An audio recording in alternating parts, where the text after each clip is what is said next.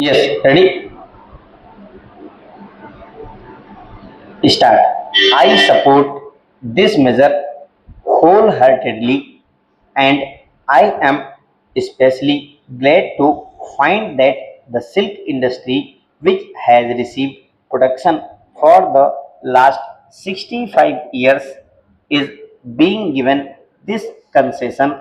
Further, silk, as you know, sir, is considered by many to be an article of luxury, and they think it is not necessary for a person to wear silk. But we must not forget the fact that the silk industry in India is a cottage industry, and it has to be encouraged in order to give employment to people in the countryside.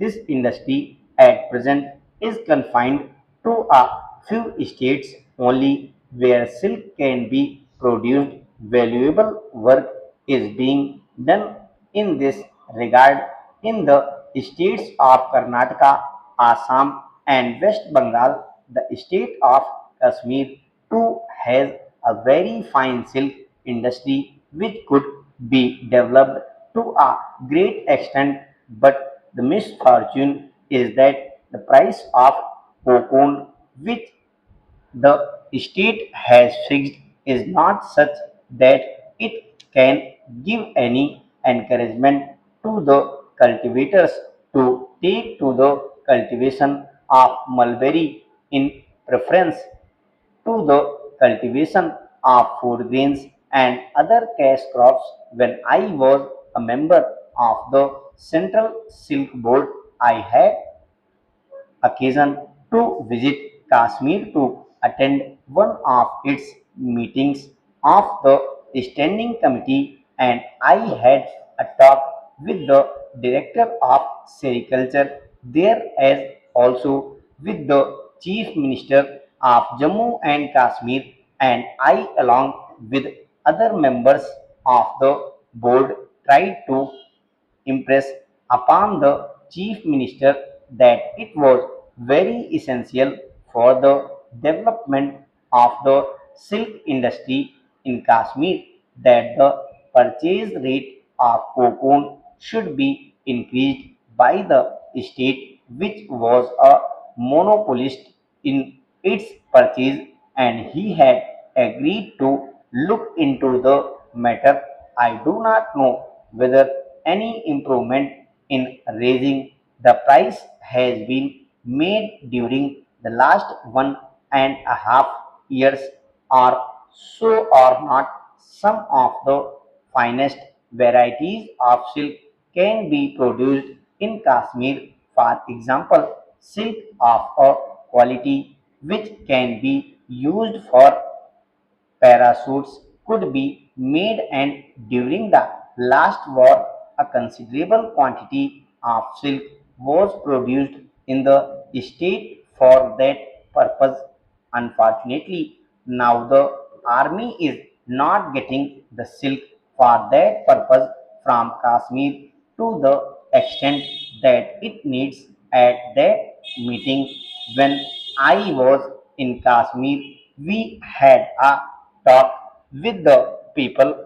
Sir, very valuable work is being done by the Central Silk Board, and the board spares no effort to impress upon the various state governments the desirability of increasing their sericulture industry. In fact, the amount which the central government has placed at the disposal of the Central Silk Board for the industry in the 11th 5-year plan is a very handsome amount of rupees 500 crores, and much can be done in that amount if only the states which have that industry or the possibilities of it could be persuaded to take greater interest in its expansion.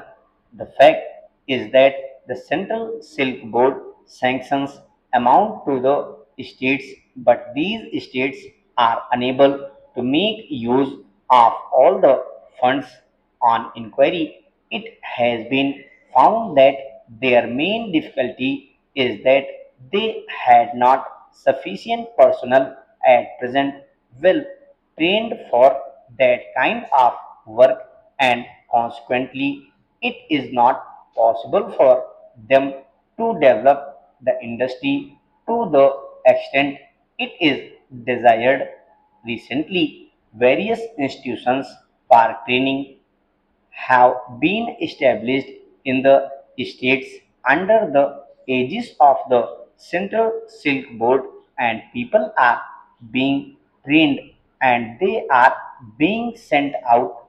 But even then, with the arrangements so far made, it is not possible to get the trained personnel to the extent that is required for development of the industry in the various states. There is one other thing I would like to mention. Some of the states have been wanting for some time past to install spinning mills in their states. For instance, Assam had desired the establishment of a silk spinning mill 2 years ago, and the Central Silk Board had sanctioned the amount also.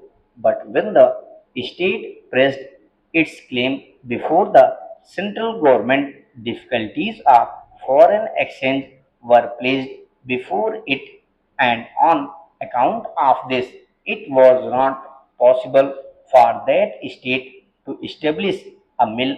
The central government had mentioned to the state that it might make effort with foreign countries to get machinery on a loan basis or on a long term payment basis. But so far, I do not think anything has been done, sir. There are three other states, Bihar, West Bengal, and Kashmir, which pressed their claims to set up spinning mills during the time I was on the standing committee of the board. I thought that it would be useless sanctioning a mill for any one of these states unless the government of India was prepared to spare the foreign exchange for import of machinery. A subcommittee was formed by the Central Silk Board to decide this matter.